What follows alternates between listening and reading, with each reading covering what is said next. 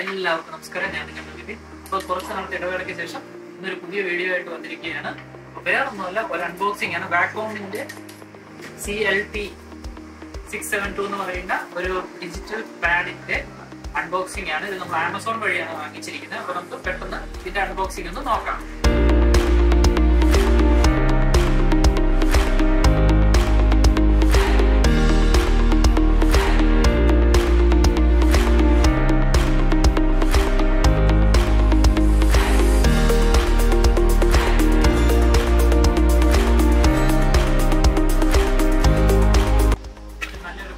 കവറിൽ തന്നെ ഒരു ടാബാണ് നമുക്ക് ആദ്യമായിട്ട് കാണുന്നത്. ഇതിന്റെ താഴ്വശമാണെങ്കിൽ പുറകുവശമാണെങ്കിൽ നല്ല റെഡ് കളറിൽ അത്യാവശ്യം നല്ല രീതിയിൽ ഒരു പ്രീമിയം ലുക്കിൽ തന്നെയാണ് കമ്പനി ഇത് ഡിസൈൻ ചെയ്തിരിക്കുന്നത്. അതിന്റെ അടിയിൽ തന്നെ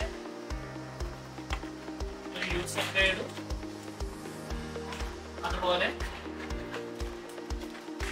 type C to type A micro USB cable ആണ് വെച്ചിരിക്കുന്നത്. Micro USB to USB type എയും ഇപ്പൊ തന്നെ അതിന്റെ പെന്നും ഇതിന്റെ കൂടെ തന്നെ വെച്ചിട്ടുണ്ട്. അപ്പൊ നമുക്ക് ഇതൊന്നിനി സിസ്റ്റത്തിൽ കണക്ട് ചെയ്ത് നോക്കാം.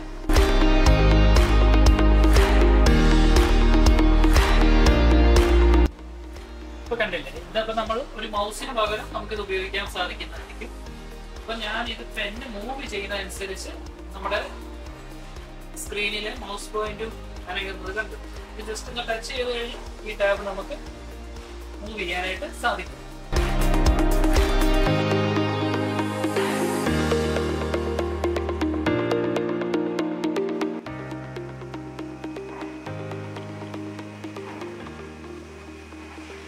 ഇത് പ്രധാനമായും ഉപയോഗിക്കാൻ സാധിക്കുന്ന ഗ്രാഫിക് ഡിസൈനിങ് ചെയ്യുന്നവർക്കും അതുപോലെ തന്നെ ഒരു ഓൺലൈൻ ക്ലാസ്, പ്രസന്റേഷൻസ് അങ്ങനെയുള്ളവർക്കൊക്കെയാണ് ഇത് കൂടുതലായിട്ട് ഉപയോഗിക്കാൻ സാധിക്കുന്നത്.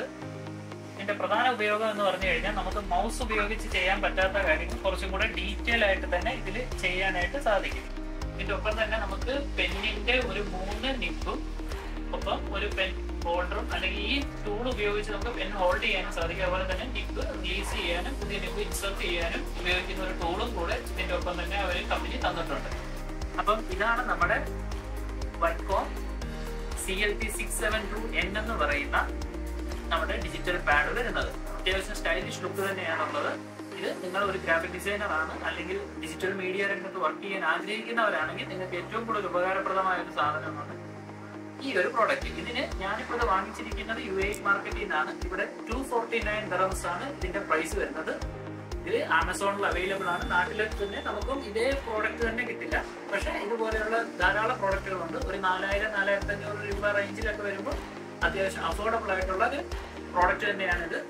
249 dirhamsന് ഇത് വെർത്ത് തന്നെയാണ്. അതുപോലെ നിങ്ങൾ വിചാരിക്കുന്ന ഒരു ചൈനീസ് പ്രോഡക്റ്റ് ഒന്നും അല്ല, ഇത് പക്ക ജർമ്മൻ ബ്രാൻഡാണ്.